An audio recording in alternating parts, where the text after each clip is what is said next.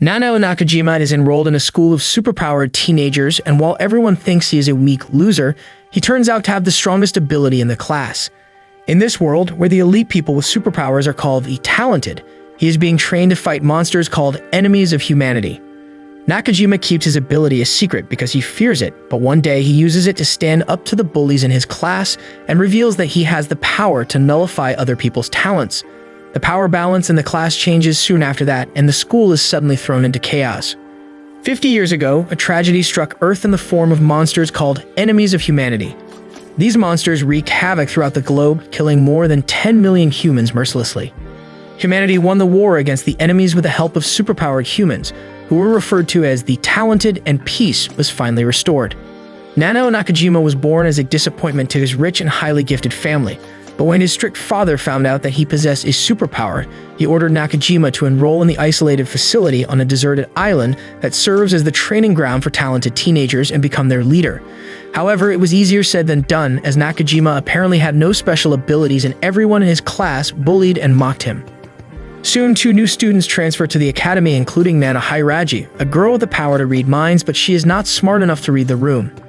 There is another student who has just reached the school, and he is an edgy and mysterious boy called Kyoya, who refuses to tell anyone about his talent.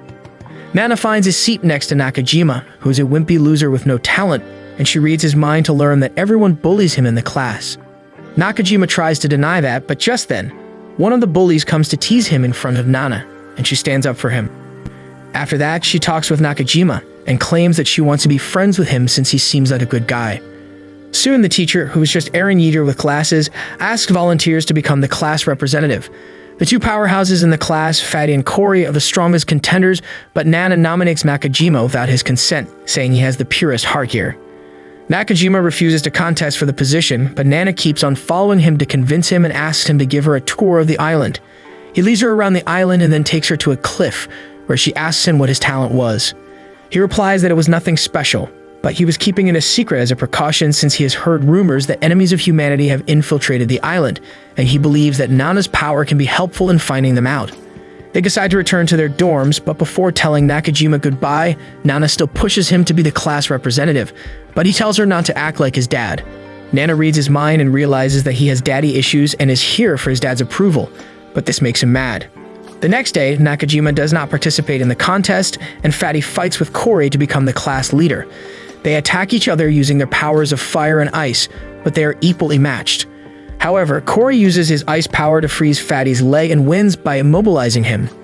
Everyone congratulates him, but Fatty gets too angry at this, and he launches a giant fireball towards Corey. Everyone runs away, but Nana cannot get away in time, and seeing her in danger, Nakajima rushes to save her and uses his talent to make the fireball disappear. When Nana asks him how he did that, he nervously replies that he has the power to neutralize others' talents.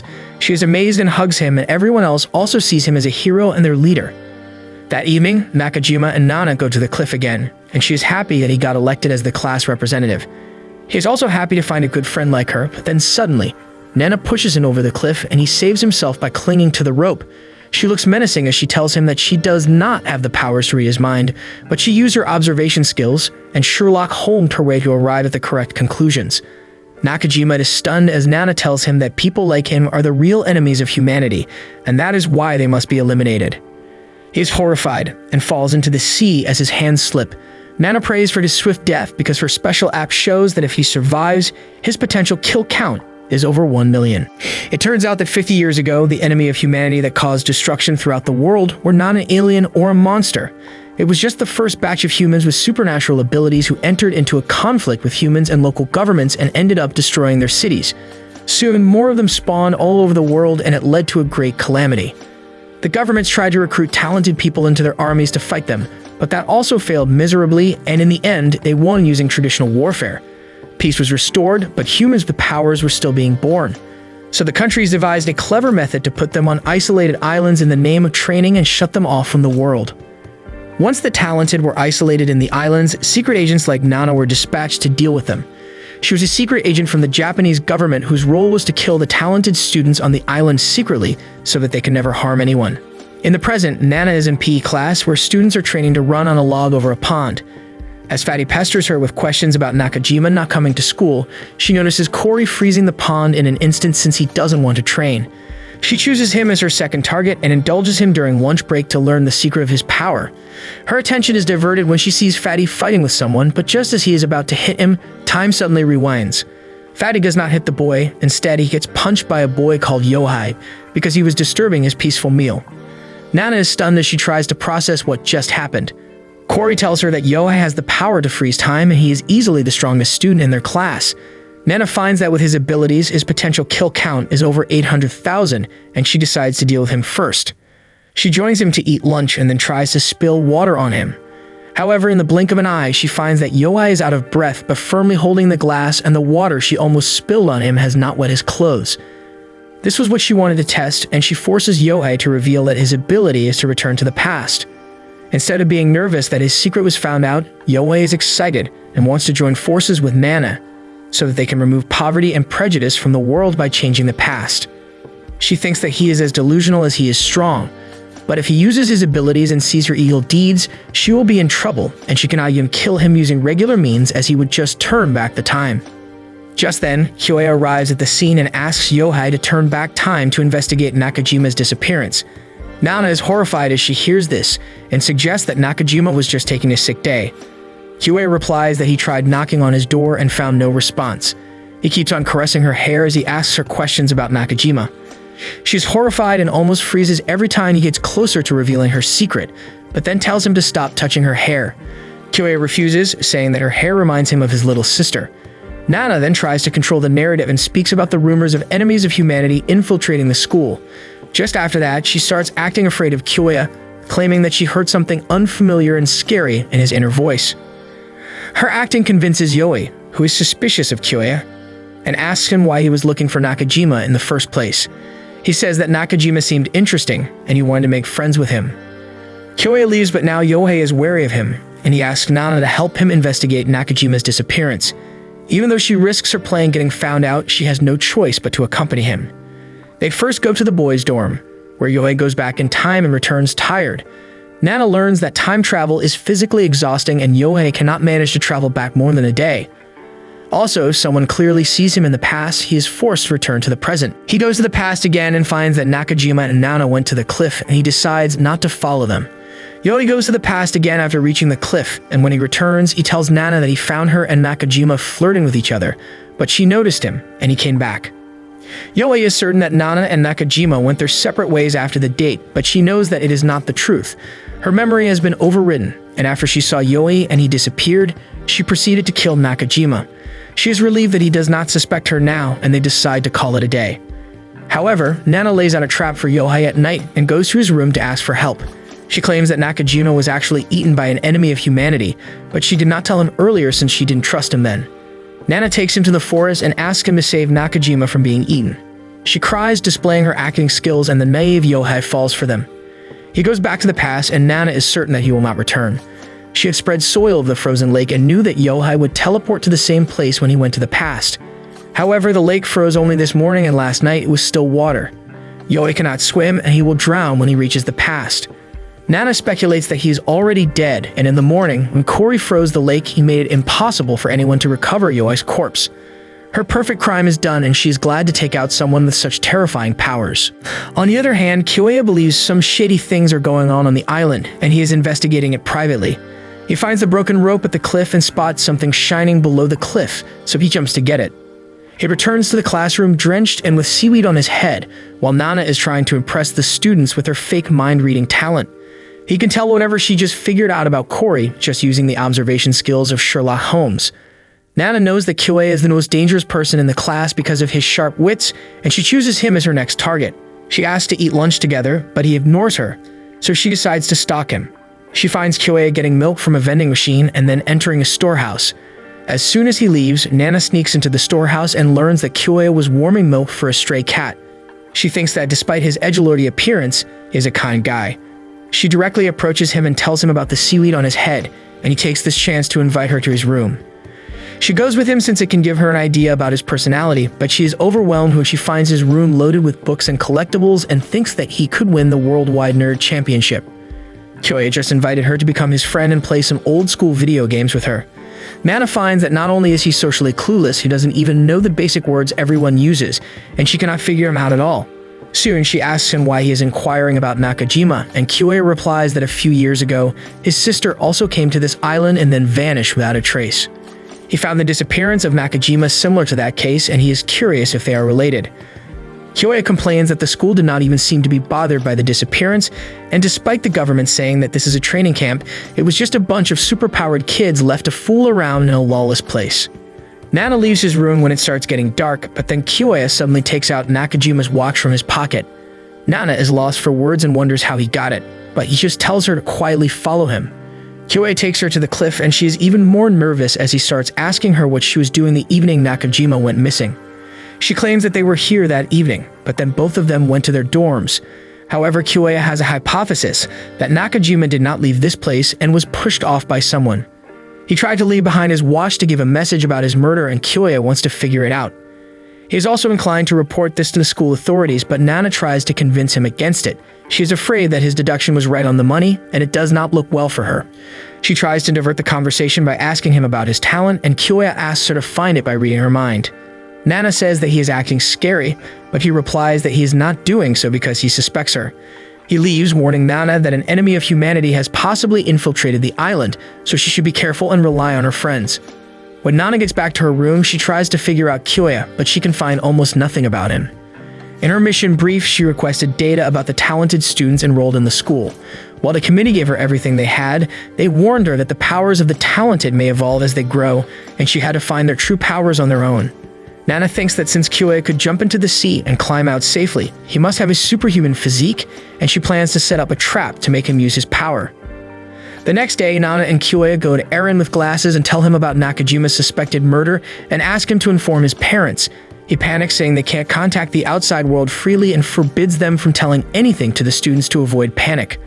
Nana realizes that the teacher has no idea about her plan, and it is no use even if he tries contacting his superiors. Later that day, Kyoya goes to feed the stray cat as per his routine, but finds that it was not in the storeroom. He then starts thinking about the person behind Nakajima's disappearance and believes that if he is a murderer, he is at an advantage against them.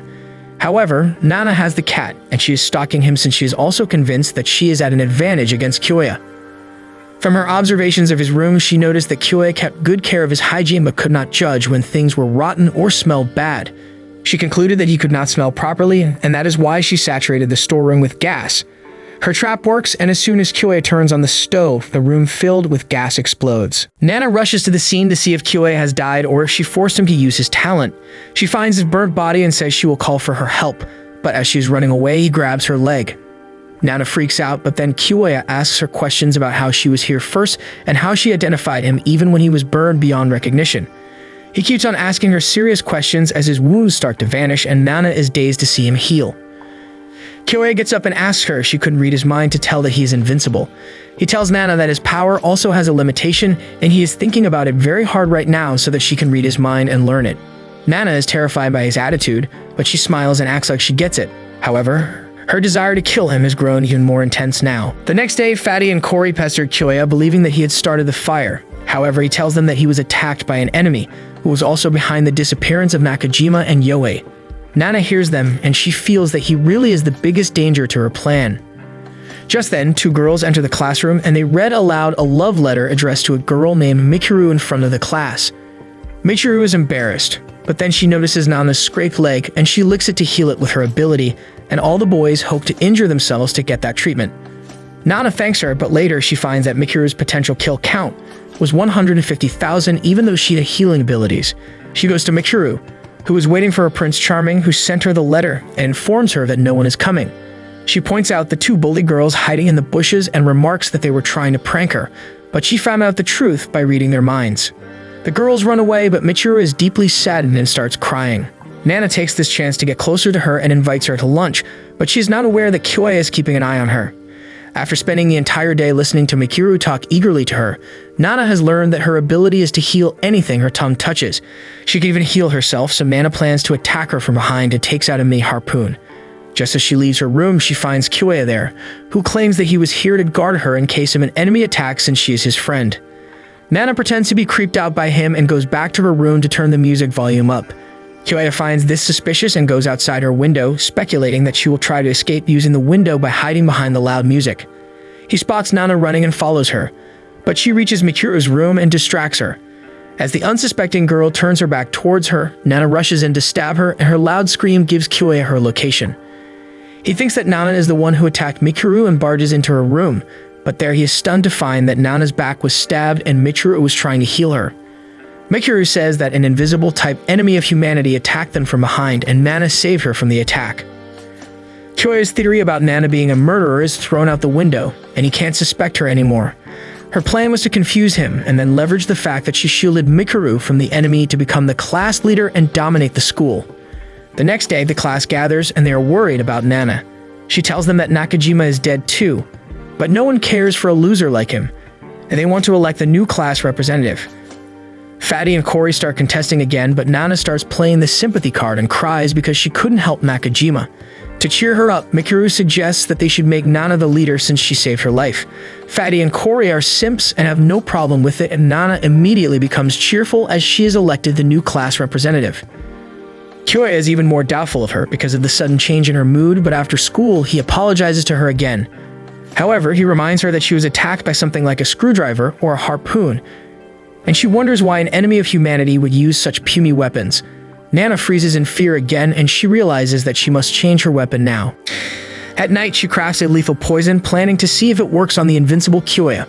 She reaches the boys' dorm, but a punk named Hada stops her at the gate and tells her that he can read the future. Nana is stunned and almost craps herself, thinking that she is found out. Hada shows her a picture of her strangling him, and he asks her why she is going to kill him. Nana is nervous and carefully examines the photo, which showed her strangling him at 10 p.m. in the PE storeroom, but then she replies that she has no idea what he is talking about. Hada asks her to join him for dinner while they talk about it and takes her to the cafeteria. He bangs on the door, and even when Nana tells him that the lunch lady must be asleep, he is firm that he has seen the cafeteria open. Sure enough, it does open, and the food lady takes their orders. As they wait for food, Hada tells Nana a story from his childhood. Once he had a vision that he would get 0 on a test, so he studied hard to avoid that, but he felt ill on the day of the test and got 0 anyway. That day, he realized that fate is inevitable, and he changed his entire personality and lifestyle. After that, he shows Nana another picture, where a plate of noodles is on her head, and he claims it will happen soon. She does not believe it, but she still asks the food lady to change her order to prevent it. However, the food lady slips on the wet floor, and the noodles end up on Nana's head in the same position as in Hada's prediction. He's happy to show off that the future he has seen cannot be changed, and he again demands Nana tell him the reason why she is killing him. She insists that it is some kind of mistake, but then Hada takes out the picture of her pushing Nakajima off the cliff and asks if this is also a mistake. Nana is frozen in fear as she realizes that she has been found out long before today. Hada explains that he snapped this picture the day she came here, but he did not report it to anyone since it would happen anyway. Nana is getting more creeped out by the moment, but he keeps on blabbering about how the new leader is a serial killer. He laughs, saying that he never saw any image of the rumored enemy of humanity on the island, and all the murders can be credited to her. Nana tries her best to act like she is innocent, and she promises to do anything for him if he helps her clear her name. That was what Hada was waiting for, and he asked her to be his girlfriend. He takes her to his messy room and gets her to massage him, while lecturing her that it was no use fighting against the inevitable future, but he could still use the knowledge to blackmail her. Hada tells Nana that until the time shown in the photograph, he will definitely survive, and even after that time, they still don't know if he will die or fight back and save his life. Nana wants to leave his stinking room, but he yells at her that he is blackmailing her. She has no choice but to be his girlfriend and do as he says. Hada sleeps with one hand on a camera that clicks pictures of his prophetic dreams. Nana is awake and she looks at the pictures and finds one of them quite disturbing, so she hides it. She then steals the camera to test it and finds that it has no special power of its own. However, she is determined to find a way to bypass what Hada has predicted and to change her fate. The next morning when Hada wakes up, Nana acts scared. He makes her clean his room and then scares her from behind, claiming that each night he has exactly 5 premonitions, but today there are only 4 photos. Nana is nervous as she hears this, and Hada immediately searches her body and finds a photograph. In the photograph, she is being strangled and probably dead. Nana starts crying, saying that she hid the photo because she didn't want to increase misunderstandings, but Hada does not care and thinks that this is the future after she strangles him. He doesn't care about logic, but she tries to make him believe that she will not harm him. She offers him to come to the location shown in the picture at the time on his watch. and if nothing happens then, he must believe her. Hada takes up her offer and goes to take a bath, but Nana decides to kill him right now. She takes out a poison needle, but then hears people talking outside and aborts her plan. At night, Nana waits for Hada in the storeroom while she checks that his potential kill count is over 500,000. She takes out her poison needle case, but it slips away from her hands, and before she can pick it up, Hada comes there. He sits on the bench, and she immediately rushes to strangle him with a skipping rope. The scene is exactly like the picture he envisioned, but Hada says psych and shows Nana that he was holding the rope with his hand and it only looked like he was being strangled. Now he is certain that she wanted to kill him and he punches her to the ground. He is on top of her, telling her that it is time to fulfill the prediction of her death, but Nana stops his hand as he tries to attack her. Hada suddenly feels powerless, and as Nana gets up and tidies herself, she tells him that fate is on her side. When he slammed her to the ground, she landed right next to her poison needle case and attacked him at the last moment. She tells him that he is going to die soon, but he cannot believe it and shouts that she is the one who is supposed to die according to his prediction. They enter a stupid debate about fate being inevitable, but then Nana explains that the picture of her being strangled was not one of his predictions, but an ordinary selfie she took herself to fool him. Nana shows him the real prediction photograph, and just then, the lights are switched on. Kyoya and Mikuru have come to the storeroom, and Nana hides the photo behind her as Hada dies, exactly as prophesied in the photo. She knows that the real danger starts now and wonders how to convince them that she is not guilty. Kyoya and Mikuru are shocked, but Nana acts scared and asks her friend to save Hada. Mikuru tries to heal him, but it is too late for that. Kyoya explains that Mikuru was worried about her since she was missing from her room, and they investigated and found that Hada was claiming to be in a relationship with her. Nana does not stop fake crying, but then Kyoya takes out a photo, saying it was one of Hada's precognitions. Nana thinks she is screwed, but it turns out to be her fake selfie. She sees a ray of hope, and after learning that they did not see other photos as they rushed to help her, she thinks she can gatekeep, gaslight, and girl boss her way out of this. She claims that Hada first showed her photos of himself being attacked by enemies of humanity and asked her to help him. After that, he tried to blackmail her with lewd photos and brought her here to attack her. Nana is certain that if Kyoya is a gentleman, he will not try to find more photos, fearing that he may find something inappropriate there, but he is more focused on the murder scene at hand. He speculates that Hada attacked Nana and she killed him in self-defense, but she rejects that theory. Michiru suggests that it could be an underlying disease, but Nana claims that an enemy of humanity was behind the murder and she heard its voice, but Kyoya does not buy her story. However, he lets Nana leave first as Michiru tries to experiment with Hada's body some more. Nana goes to Hada's room to steal all the photos, but Kyoya is right after her. He assures her that he is not interested in her lewd photographs and is here to see if he can find anything about Hada's death or his illness. He finds nothing to suggest that Hada was ill, and then takes out the photo of Nana being strangled and asks why it did not come true. Kyoya states that Hada always bragged about how his predictions always come true, and Nana replies that humans can change their futures through hard work, and he is inclined to believe her. However, he finds another mistake with the photograph and points out that the rope was doubled around Nana's neck, and no killer has time for that. Kyoya believes that the photo is not precognition but a selfie, and Nana panics that he found her smallest mistake too. She leaves the room in a hurry, and Kyoya regrets that he is too late to take a look at other pictures. Nana reaches her room where she checks all the photographs and finds that one of them is missing. She immediately realizes where it can be and panic hits her. She goes straight to the storeroom where Michiru was trying to revive Hada by expanding her abilities. When she failed, she noticed something on his body and found a photo in which Nana was pushing Nakajima off a cliff. Before Michiru could process anything, Nana came to the room and asked her if she saw anything with a creepy smile. Nana thinks that if Michiru hides the photograph, she is hostile and suspects her. In that case, she plans to kill her immediately, but Michiru hands the photo to her without a second thought and asks what it means. Nana says that Hada could not always see the future, and his power was getting weaker recently. She convinces Michiru that the photograph was not a prediction, but just one of Hada's dreams because he was jealous that she was close to Nakajima. She asks her to keep it a secret, and Michiru is happy to oblige. A funeral is organized for Hada, and there Nana learns that Michiru was trying to evolve her powers to bring him back to life earlier. Nana tells her not to use her power recklessly, as even healing someone shortens her lifespan. She claims that if Michiru lost her life while trying to revive someone, she would be sad. Michiru is moved, but Nana is just trying to prevent her abilities from evolving. Soon, Kyoya steps up and announces his intentions to conduct an autopsy on Hada since he believes his death is suspicious. Nana is nervous that he will find out her secret, so she tries her best to stop him and takes him outside. She tries to silence him and asks him to not create panic, but Kyoya is convinced that whoever killed Hada was the one who set up the explosion to take him out. Nana can't convince him, and Kyoe ignores whatever she says and returns to the funeral, still adamant on conducting an autopsy. Nana tries to stop him and asks other students to help him by trying to rile up their emotions, but he still reaches the coffin. However, it suddenly opens up by itself, and Hada rises from the dead like a zombie.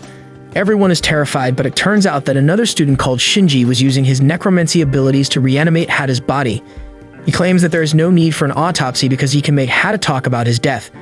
Everyone is nervous about it, but Shinji's girlfriend Yuka tries to convince everyone that he is not a bad guy just because he has some shady powers. Nana finds herself in serious trouble and she starts acting. She claims to hear the voice of Hada's soul, and he was crying out in pain at being reanimated. Everyone sympathizes with him, and they ask Shinji to put their classmate to rest again. Kyoe cannot object to this either, and the case is resolved with Hada being put back in his coffin. However, now Nana plans to target the necromancer since he can easily procure proof and witnesses. The next day, she talks to Yuka about why Shinji never comes to school. Yuka replies that he is quite introverted and then constantly praises him. At night, Nana stalks her to find her meeting with Shinji. She plans to kill them together, but Kyoe is there too, and he claims that he is on patrol since he feels Shinji is the next target of the serial killer. Shinji spots them, and he is not happy that they were interrupting his date. Kyoe warns him to be more careful about the killer on the loose, but Shinji leaves unbothered. Yuka explains that Shinji is one of the bravest people she knows, and she starts telling the story of their childhood. One day, they went on a movie date and the building caught fire. Shinji stayed behind to let others escape, but he got trapped there, and she rushed in to save him and discovered her She-Hulk-like powers there. She adds that the scars on Shinji's hands are because he got burned while saving others. The next day, Nana pretends to be ill and asks Mikuru to drop her off at the infirmary. There, she takes her chance to sneak into the boys' dorm, poisons the sleeping Shinji, and tells him that his girlfriend will join him soon. As she returns to the infirmary, she spots a cat stuck in the grave.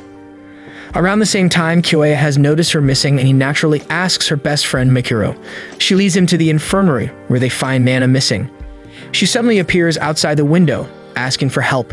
She takes Kyoe, Mikuru, and Yuka to save the cat, despite risking her plan. She asks Yuka to take off the concrete slab to save the cat, but she claims that she is allergic to cats and can't use her powers because of that. Kyoe suggests that they can call the cat out with cat food, and his guess is correct. As Mikuru coddles the rescued kitten, Nana thanks him for his help, but he gets more confused about whether a cat saver can be a serial killer. That night, Nana sneaks into Yuka's room to kill her, but before she can poison her, someone hits her from behind and restrains her. Yuka is awake and tells Nana that she saw everything through Shinji's eyes, who is restraining her right now. Nana realizes that Yuka lied about their powers. She was the necromancer, and Shinji had Hulk-like powers, but he was not really alive.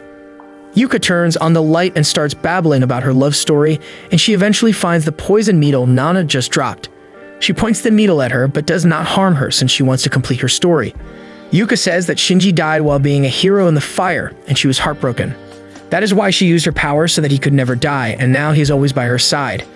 At Hada's funeral, she was the one who controlled his body, but that was just to show off Shinji as a hero.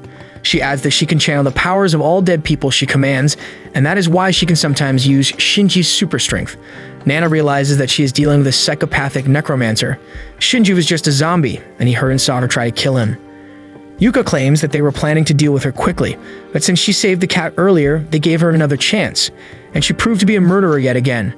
She confiscates Nana's poison needle case, stating that she always knew something was weird on the island, but she did not care about anything as long as she got to live with her boyfriend. Now she suspects that Nana was behind the murder of everyone in the class and threatens to tell everyone about her. Nana gets a shock, but that makes her snap and show her real personality. She smiles, saying that she killed them, but at least she let them rest in peace and did not make them into her toys. Yuka does not fall prey to her taunts, but Nana has another way to unsettle her. She claims that she will tell everyone the truth that she is reanimating Shinji, and they will believe her over a necromancer who disgraces the dead by forcefully reviving them. Yuka is cornered, but Nana knows she can't do anything without her needles, so she offers a chance to cooperate. She promises to keep their secrets safe and even spare their lives. When it does not convince Yuka, she states that she can read the thoughts of the dead and can tell him what Shinji really wants to say to her right now if she lets her go. Being the hopeless romantic she is, Yuka falls for her words and loosens Shinji's grip over her. Nana puts on an act to read his mind, but then runs away. Yuka wants to follow her, but Shinji stops her, saying they should just kill her, and then she can use her powers to read minds. Yuka accepts his suggestion and prepares to take Nana down, but she is already waiting for them outside. She baits them into following her. as she plans to unravel the secrets to Yuka's power and then defeat her. However, the real problem is Shinji and his super strength. She suddenly recalls seeing Hada's necklace under Yuka's bed and formulates the theory that she needs something belonging to the dead to control them. Nana tries to test her theory and taunts Yuka that she knows the pendant she is wearing belongs to Shinji, and by taking it away, she will make her powerless. Yuka tries to find her in the darkness but cannot. Moments later, Nana leaps at her, aiming to snatch her necklace, but she calls for Shinji to help her. Nana pushes her and runs away in fear, but her pursuers are able to follow her surprisingly well. As she takes a break, she is suddenly attacked by another zombie that creeps her out, and then she finds there are more zombies surrounding her.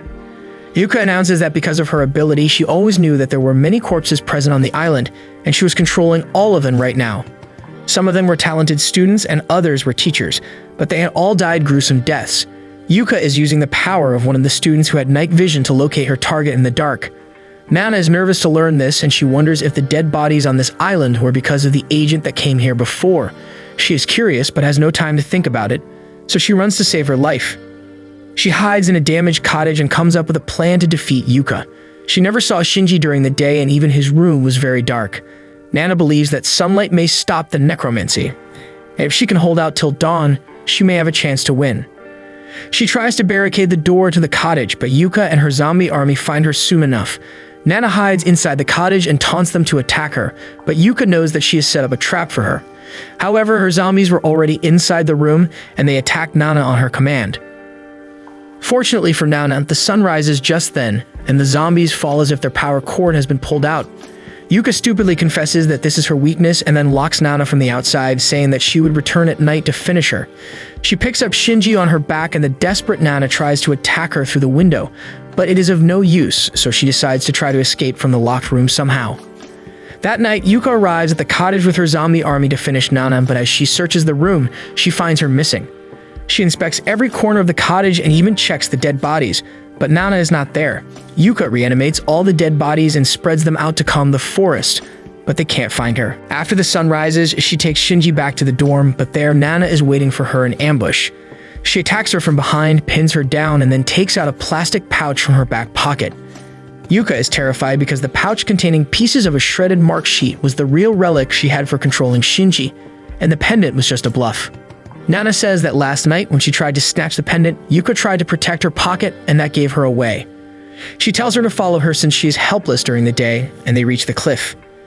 There, Yuka asks Nana what powers she used to escape the locked room, and she replies that she left through the front door.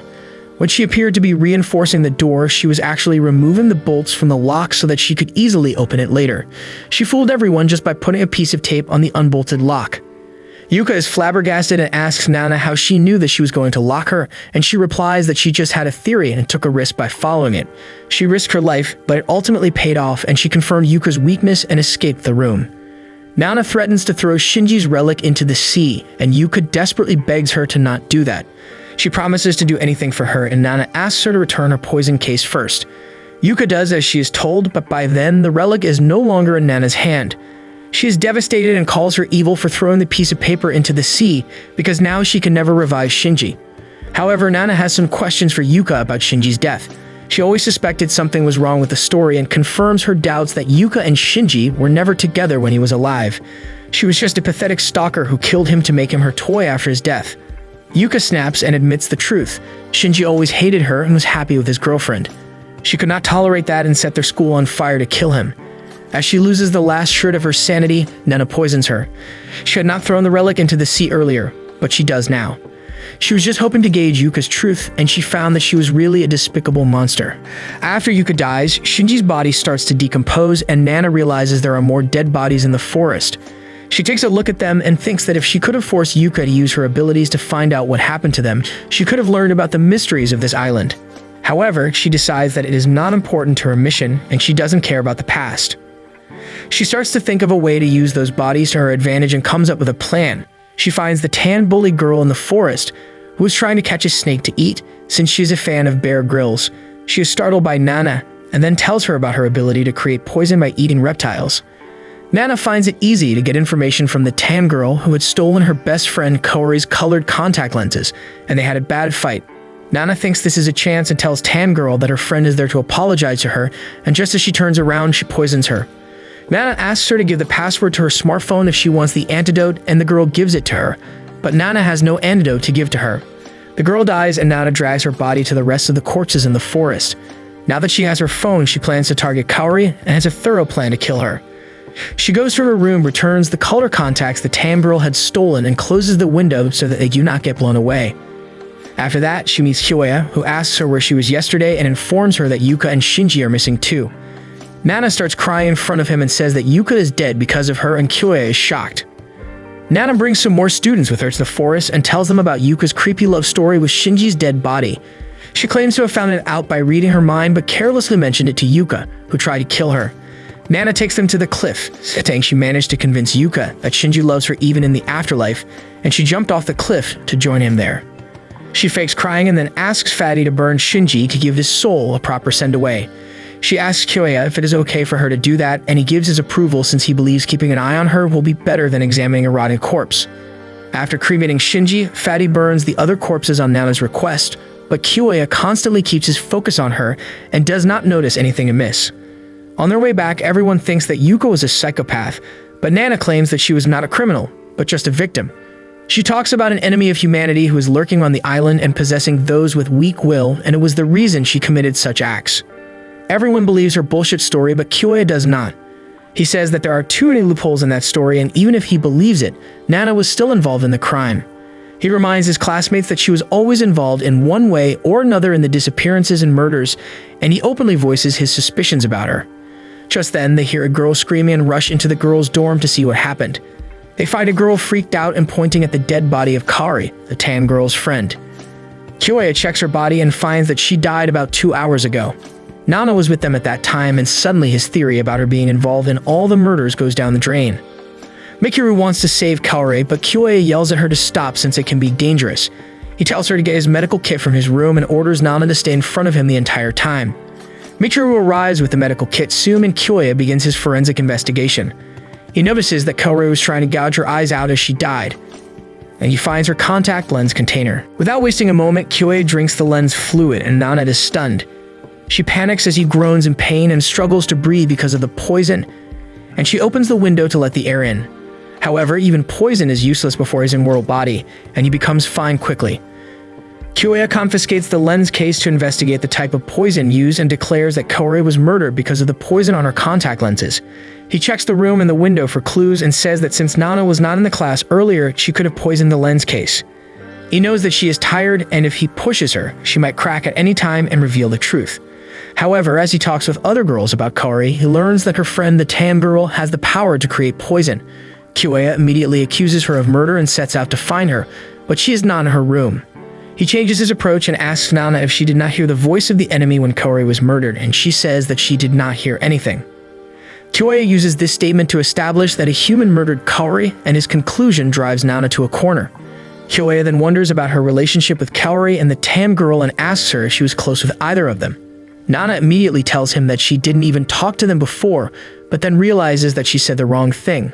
She corrects herself, saying that she once talked to Kaori about bullying Mikuru. Nana realizes that when Kyoya was struggling with the poison, she opened the room's faulty window without difficulty, and he must have noticed that. She feels like she has given herself away, but before Kyoya can ask her anything, Mikuru uses Kaori's fingerprint to open her phone and shows that the Tan Girl sent her a text while they were in the forest. Mikuru believes that Tan Girl is the murderer and asks Kyoya to stop suspecting Nana. However, he declares that Nana really is the killer, making her nervous. Other students also come to the room, and Kyoya says that he will explain everything now. Nana tries to stay calm because Kyoya has no proof, but his theory puts her on the edge. He believes that she first killed Tan Girl and then placed the poisoned lenses in Kaori's room. As for the Tan Girl's body, it was among the rest of the corpse, and Nana disfigured it so that they wouldn't notice her when Fatty burnt it. After that, she sent the message from her phone while they were cremating the dead bodies so that she had an alibi in this case. Nana is nervous as Kyoya's theory is almost entirely correct, and she shouts that she won't have a way to unlock Tan's phone. Kyoya replies that she is a mind reader and could have easily found out the password, and Nana is pressed against the wall. Kyoya says that he had eyes on her the entire time, and he is sure that she hasn't gotten rid of the phone yet. He steps forward to do a quick body search, and as he puts his hands in her pockets, Nana appears nervous. However, Kiyoya finds nothing and Nana accuses him of being a molester. She had carefully planned out everything, just like Kiyoya had concluded, but there was one thing he could not anticipate. She wanted to send the message at the perfect time to make it seem like she was not the one behind it. So she created a timer using a zombie's rotting body and hoped that its rotting finger would press the send button to her typed message while she was surrounded by others. Nana believes she took too many risks in using such an unreliable plan, but it all paid off and she managed to commit another perfect crime and even prove Kiyoya wrong in front of everyone. Now he is embarrassed, and as Mikuru asks him to apologize to Nana for suspecting her, he swallows his pride and does that. Since everyone is in Nana's favor, he cannot say anything, but he still doubts her. However, he feels that something is off about the whole thing, and Nana did not use her mind-reading powers at all earlier. He agrees to believe her theory about the enemy of humanity, but in return, he gets to keep Cory's body for conducting an autopsy overnight. Nana and Kiyoya shake hands, and she is certain that you will never find out if the poison was created by her or by the tan girl.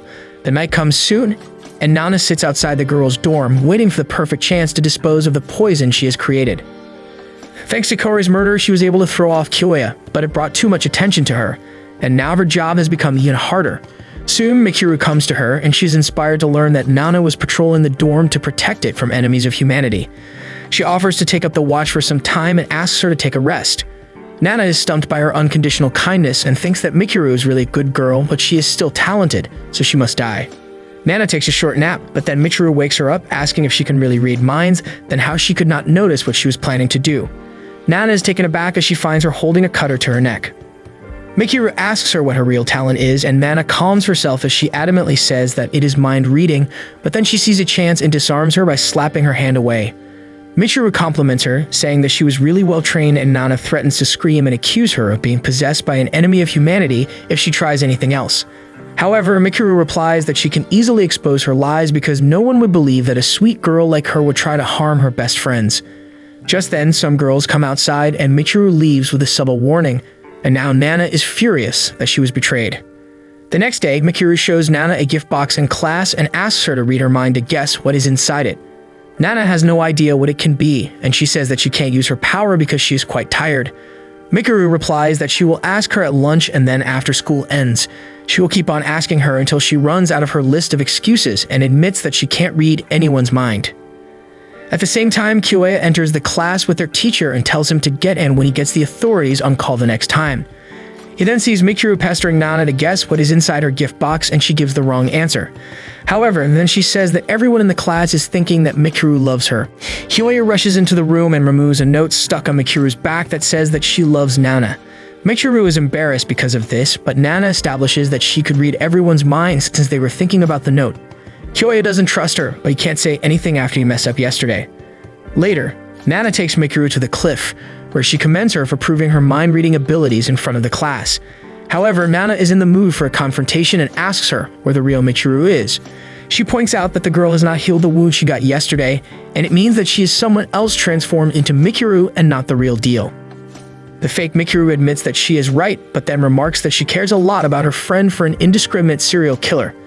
Nana is shocked to know that the fake Mikuru knows her secret, and as she follows her gaze and takes her eyes off her for a moment, she finds a tall man in a suit in front of her. The man introduces himself as Jin Tachibana, a man with the talent to shapeshift, and claims that he is one of her seniors on this island. He has watched Nana ever since she came here and now wants to make a pact with her. Nana cannot refuse him as he takes her to his hideout and explains that Mikuru is safe and sedated. He brings her to his back cave and prepares coffee for the two of them, while explaining that he's been staying here for 5 years. He knows that Nana is a serial killer, but he still thanks her for killing Yuka, who had defiled the dead bodies of his classmates that were buried in the forest. Nana is shocked upon learning this, and then Jin tells her that he has been passing him time disguised as one of the 2 stray cats on this island. He knows about Nana's methods, but he wants to know why she was killing people. Jin believes that he cannot get anything out of her, even if he tortures her, so he offers to trade their stories. He starts first telling Nana about a civil war among the talented students 5 years ago. He explains that everything began naturally as one girl killed the most talented guy in the class to assert superiority.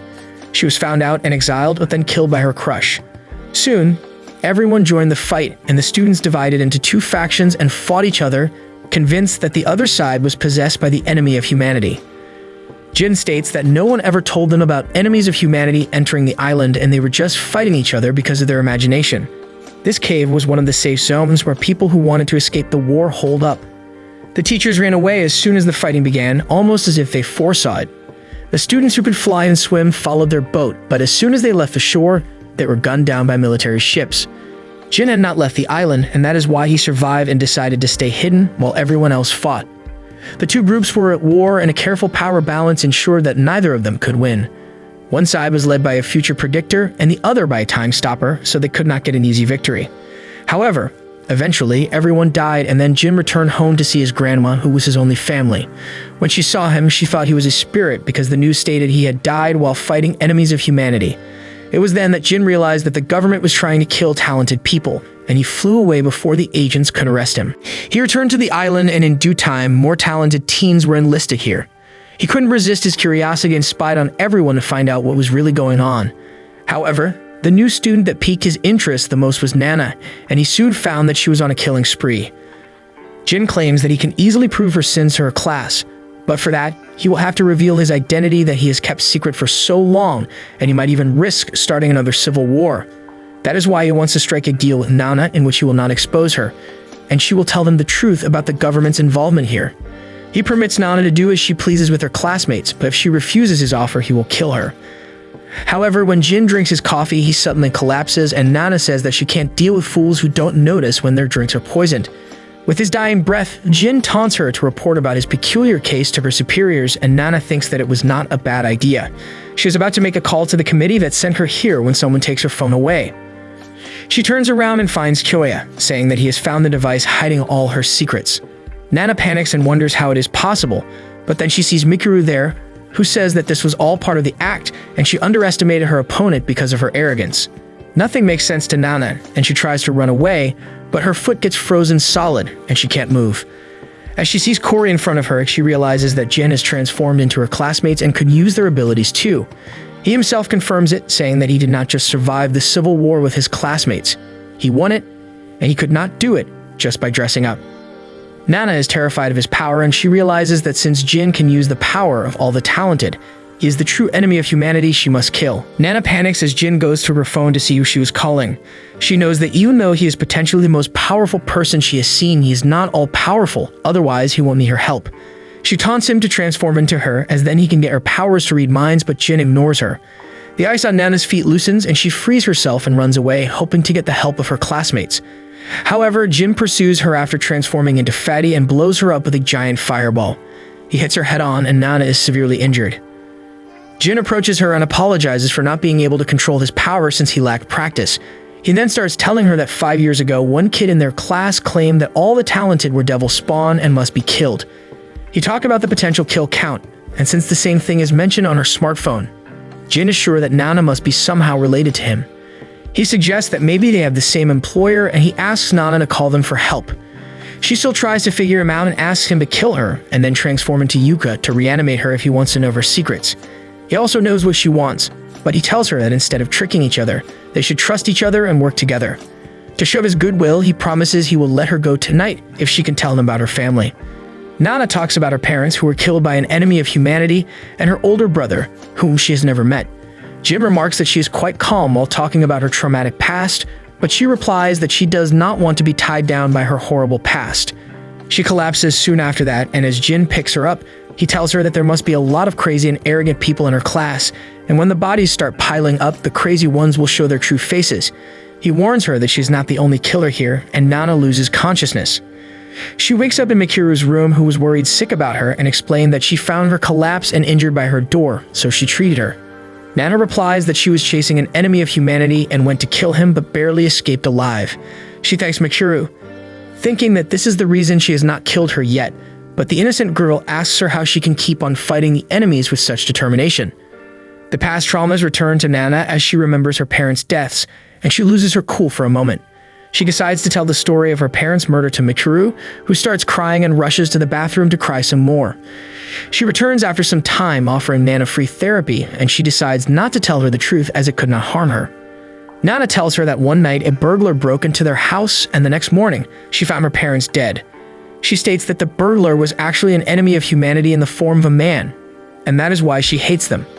Mikuru feels bad for her and finally understands why she acts so recklessly when faced with the enemies. Seeing her kindness, Nana feels tempted to give a free pass to Mikuru, despite her high potential kill count. But then she tries to convince herself that even an angelic girl like her must have a dark side. Nana keeps on babbling that she was the reason for her parents' deaths, as she learned from the police that the burglar entered their house because she forgot to lock her window, and knowing that left her traumatized. Later that day, a funeral is organized for Yuka and others who have died recently. Mikuru feels unwell, and Nana wonders if this was the symptom of the side effects of using her healing powers too recklessly. At night, as Nana is wondering who to hunt next, Jin comes to her room. She asks him if he was going to save her, why didn't he heal her himself, and he replies that he didn't want to lick her since she had not showered. The real reason is that he could not handle the side effects of healing as well as Mikuru, and Nana learns that Jin copied not only the abilities of others but also their drawbacks. Just then, Mikuru knocks at her door and Jin turns into a cat as Nana lets her in. Mikuru claims that she can't sleep since she is nervous because of the recent murders and wants to stay the night. She compliments how tidy Nana's room is, but she has noticed that she wants to talk about her childhood. Mikuru admits that she can't get what Nana told her about her parents' deaths earlier and wants to know more about it. Jin is also eager to get some new information, and Nana finds no harm in telling him about her childhood. She claims to be an ordinary girl who loved manga and preferred to play intelligent games like chess, but since she could not find any decent partners, she played them mostly with herself. She used to leave her room quite messy, and her parents used to scold her a lot about it. One night, she jumped out of her window and rushed to the nearby convenience store at midnight to get the latest edition of her favorite manga. When she returned home, she read the manga until she slept and forgot to lock the window, and that is how the burglar entered the house. The next morning, she woke up to the smell of blood and found her parents' dead bodies in the living room. Nana relives her trauma and blames herself for their deaths, but Mikuru holds her hands to comfort her, and they stare at each other. The next morning, Nana wakes up to find that Mikuru is still in her room, and she is lost in thought. Just then, Hueya barges into her room and asks Mikuru if she was here all night. She replies that she was here with Nana all night, and he immediately asks them to come with him to the boys' dorm. A group of students are standing guard there, following his command. He takes Nana and others inside and shows them that another student was killed last night. He asks Nana what he should do next, and she has no idea.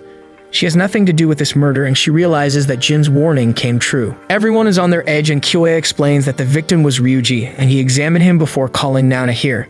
His throat and back were cut open by a sharp blade. Kyoe first asks Fatty, who was the victim's neighbor, if he heard anything last night. Fatty replies that he was with his lackeys and lecturing them, so none of them could hear anything over his loud voice.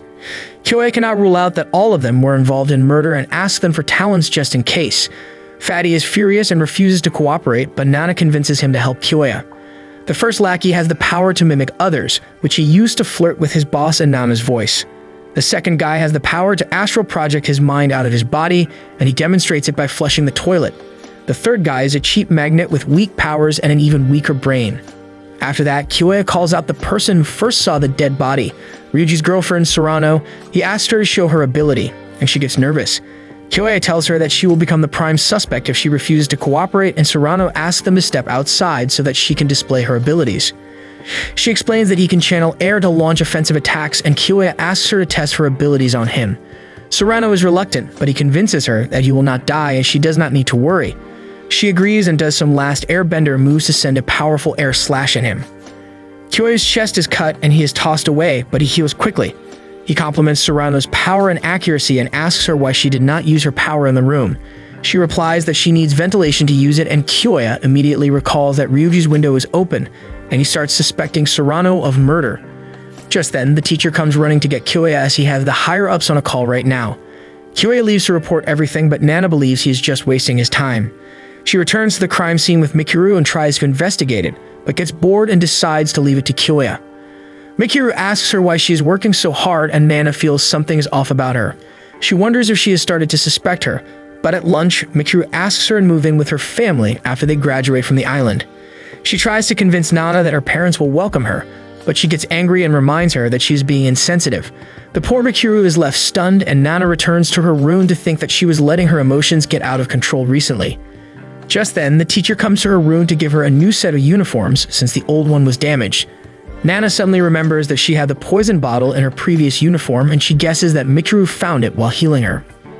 Just then, Kyoe comes to her room too, and he informs Nana that Mikuru came to him and was looking worried about something. She is frozen in fear, thinking that she might have given the poison vial to Kyoya, but luckily, she did not tell him anything. Nana believes that Mikuru is feeling conflicted about reporting her. Kyoya interrupts her thoughts and asks her to come with him since he wants to question Serrano.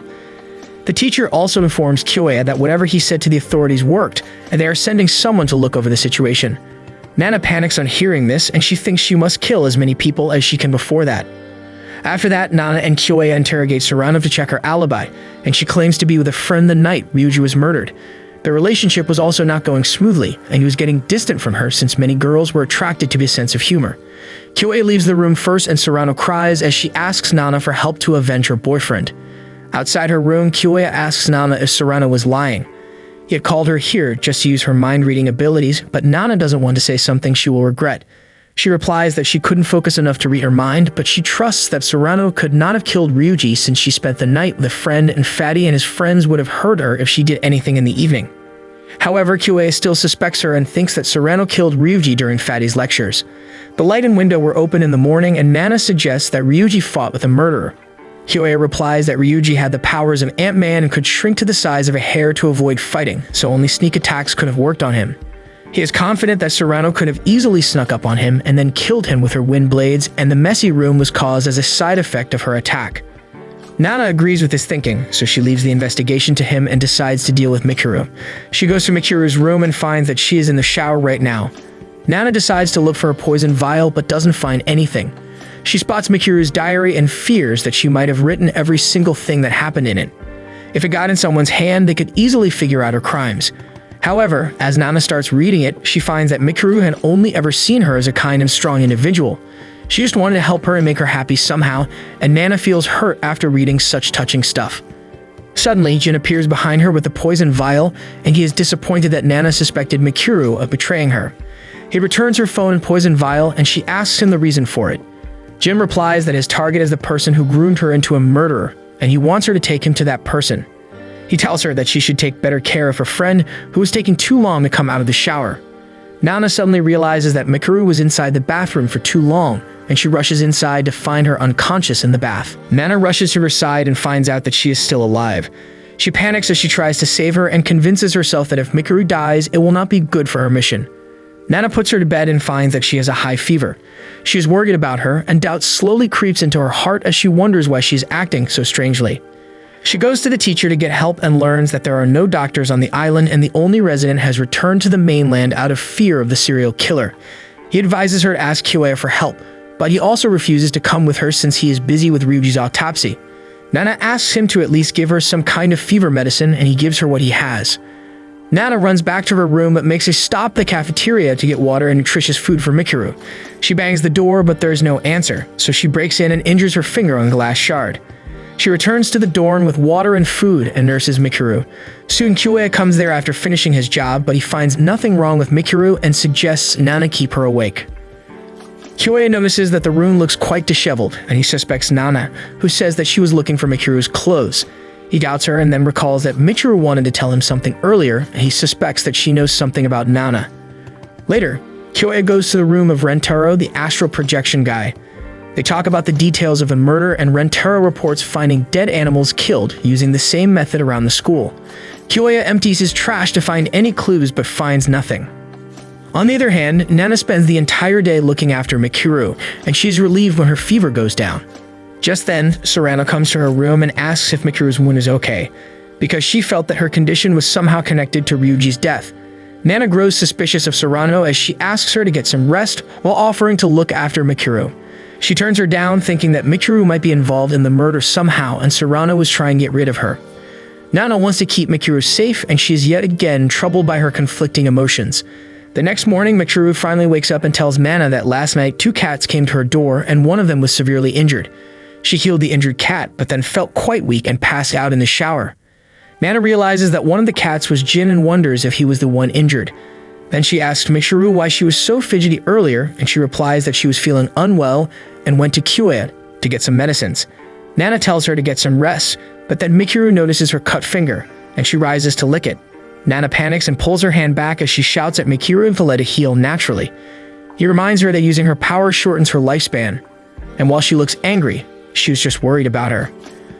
Mikuru is taken aback, but she lightens the mood by talking about Nana's terrible hairstyle, and the girls laugh and bond with each other. Meanwhile, Jin has found the person who killed Ryuji and the animals around the school. He tells the murderer to do as they please, but only to his classmates and not to animals, since he is a woke liberal who cares more about animals than about humans. The murderer does not try to attack Jin and runs away. Jin then thinks that he found nothing on Nana's phone except the potential kill counts, which seem to be nothing more than random, meaningless numbers. He believes that whoever invented this concept was fooling people, and he had fooled Nana into becoming a murderer too. Now Jin wants to know who is the mastermind behind her. On the other hand, Nana decides to leave Michiru alone after the mood becomes lighter. However, Michiru wants her to stay longer since she feels comfortable with her. Nana promises to return after taking a quick shower, but she thinks that she is getting overwhelmed by her feelings too much nowadays, and if her mentor saw her like this, he would give her terrible punishments, so she plans to stop feeling attached to Michiru. A few moments later, Nana returns to her room and they play Japanese chess. She asks her why she is such a good person who wants to help everyone, and Michiru replies that she believes everyone can be saved. After that, Nana asks her about someone called Hitomi, who Michiru mentioned in her diary, but she claims to have read that in her mind. Michiru gets nostalgic as she tells the story that took place 3 years ago, when she was in a normal school and had recently discovered her powers. She healed an injured classmate, but nasty rumors spread about her that she liked licking strangers. Michiru was depressed and went under a bridge to cope, where she saved an injured dog. It was there that she met Hitomi, a girl feared as a violent gangster by everyone. Michiru wanted to run because of her reputation, but Hitomi caught her and thanked her for saving the dog. Michiru found that, contrary to public opinion, Hitomi was quite kind, and they immediately became close friends.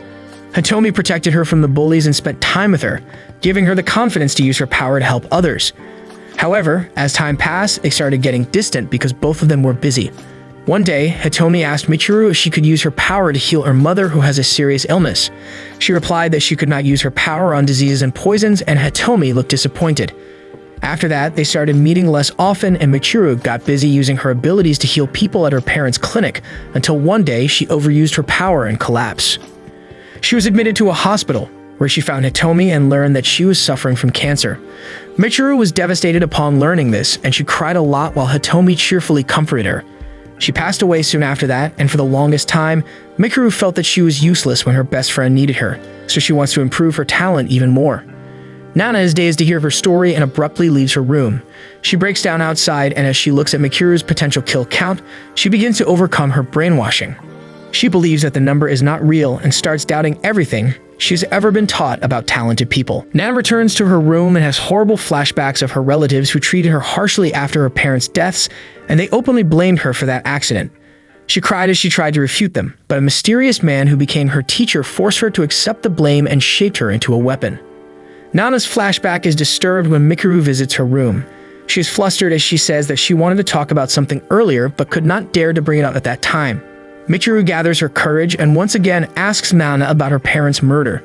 She wants to know if she stepped on anything when she woke up, and reality dawns on Nana as she realizes that when she went out at night, her room was messy, but in the morning it was perfectly clean.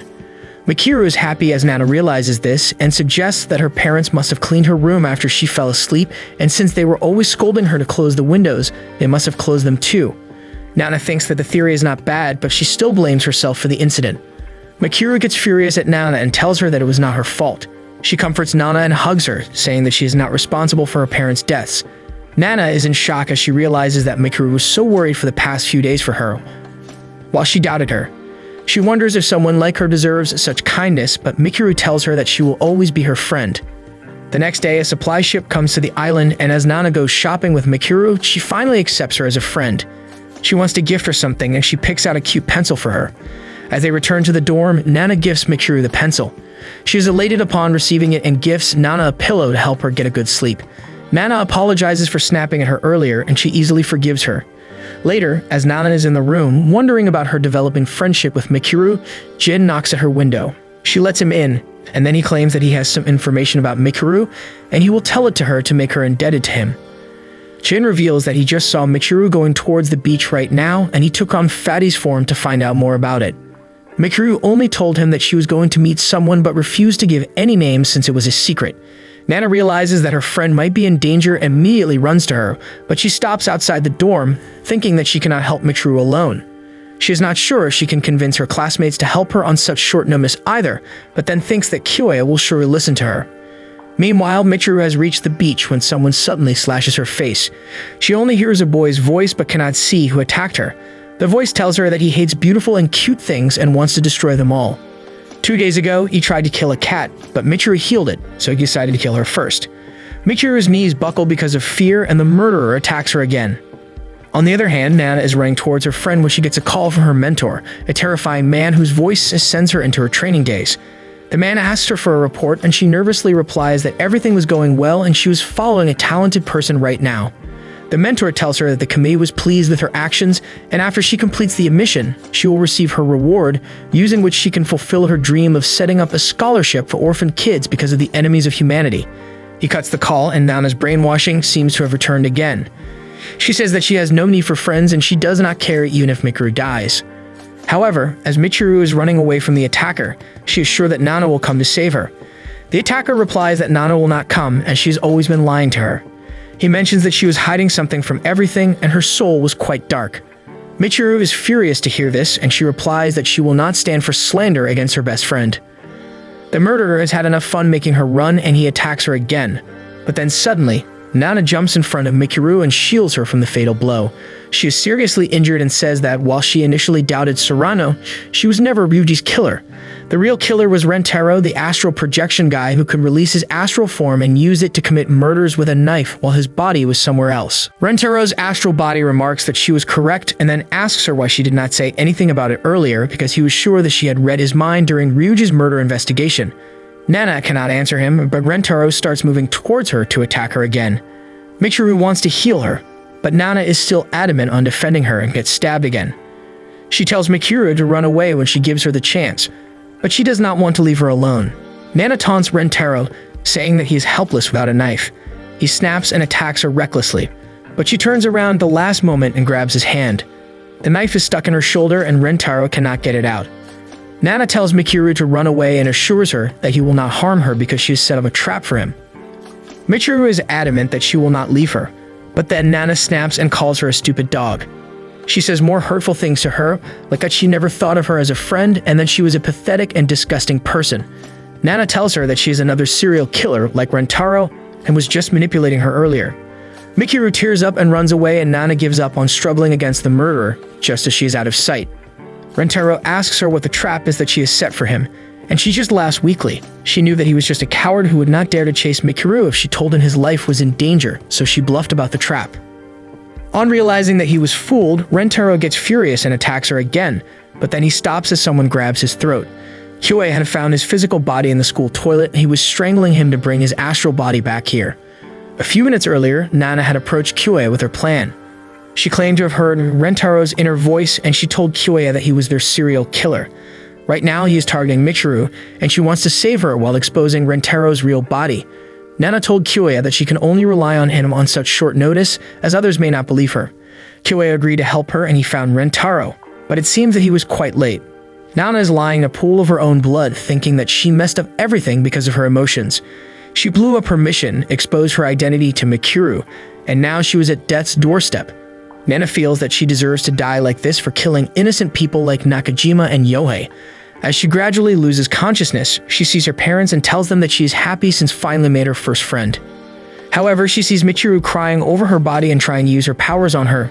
She was not just healing her, but trying to bring her back to life. Nana wants to stop her from doing that since it could put her life at risk, but she can't say anything. Michiru puts everything she has into healing Nana, and a bright golden light is emitted from her body as life returns to Nana. Moments after that, Nana is completely healed and standing on her feet, but as she turns back and looks at Michiru, she finds that she was sitting completely still.